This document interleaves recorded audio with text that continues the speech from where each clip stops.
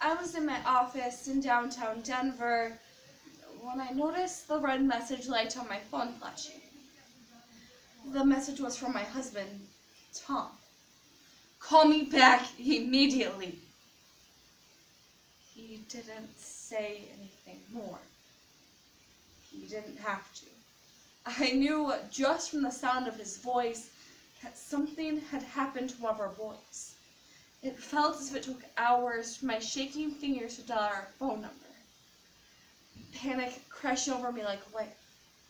Our youngest son, Dylan, was at school. His older brother was at work.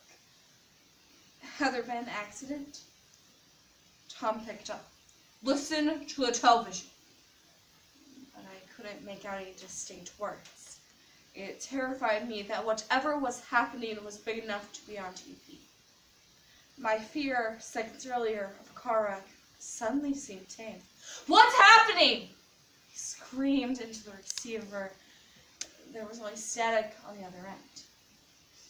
Tom came back on the line finally, but my ordinarily steadfast husband sounded like a madman.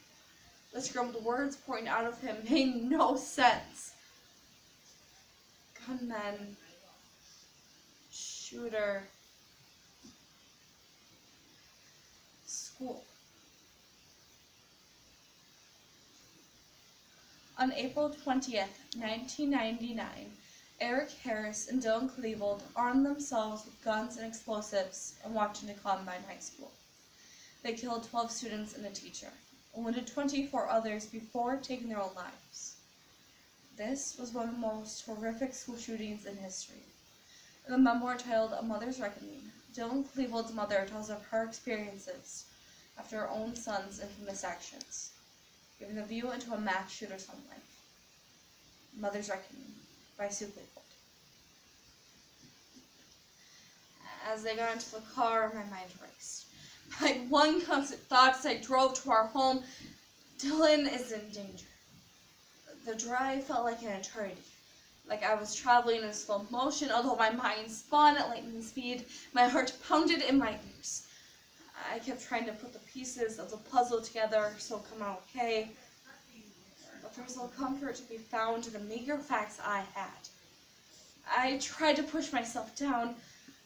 Columbine High School was enormous, with more than 2,000 students.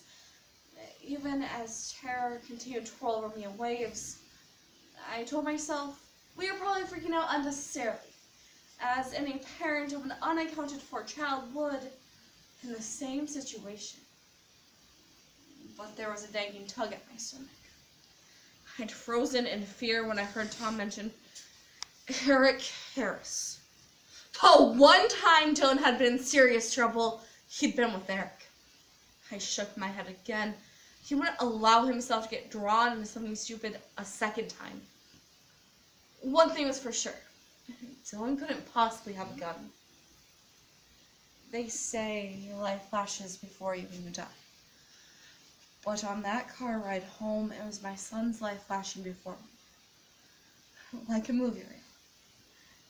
Each precious frame both breaking my heart and filling me with desperate hope. And so it went. For 26 long miles. One minute I was awash with images of Dylan hurt, wounded, crying out for help. And then I'd be flooded with happier snapshots.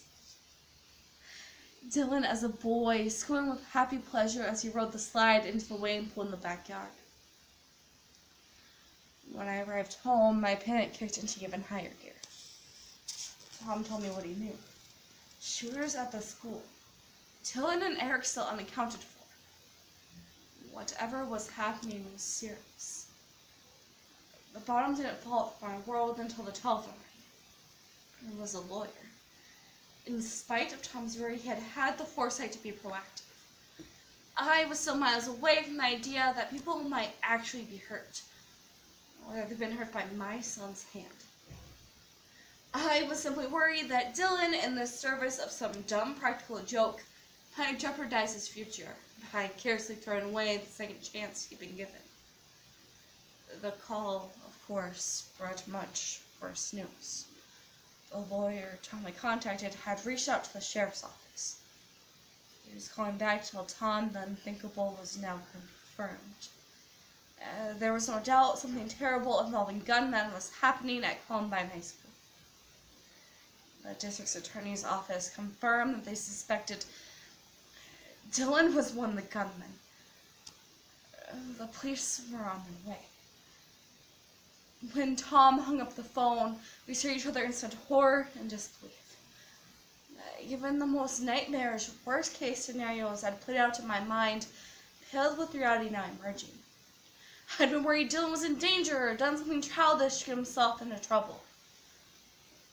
But now it appeared that people had been hurt because of whatever he was doing. This was real. It was happening. Still, I could not get my brain to grasp what I was hearing. The police began to arrive and they escorted us out of the house during the driveway. I noticed that 3 or 4 of the officers were wearing SWAT team uniforms. What appeared to be bulletproof vests. Why were they at our house instead of at the school? We spent hours pacing the driveway, like frightened animals. The police would not engage with us, though we begged for information. Nobody would tell us a thing. As the shadows lengthened, time slowed. Tom and I muddled through our uncertainties and hushed whispers. We had no choice but to accept Dylan's involvement. But neither of us could believe he had participated in a shooting under his own free will. He must become mixed up with a criminal, somehow, or a group of them, who forced him to participate. Maybe he had gone into school thinking it was a harmless joke, some kind of theater. Only to learn at last minute he was using live ammunition. A local news anchor reported from outside Columbine High School. I heard him say the latest reports had 25 people dead. Like mothers over Littleton, I had been praying for my son's safety. But when the newscaster pronounced 25 people dead, my prayers changed. Dylan was involved in hurting or killing other people. He had to be stopped. As the mother, this was the most difficult prayer I'd ever spoken in the silence of my thoughts.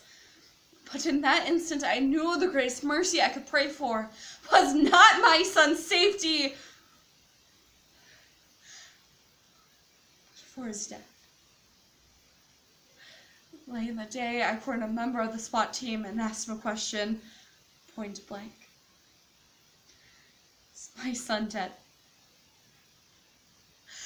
Yes, he told me. As soon as he said it, I realized I had already known it to be true. I would give my life to reverse what happened that day.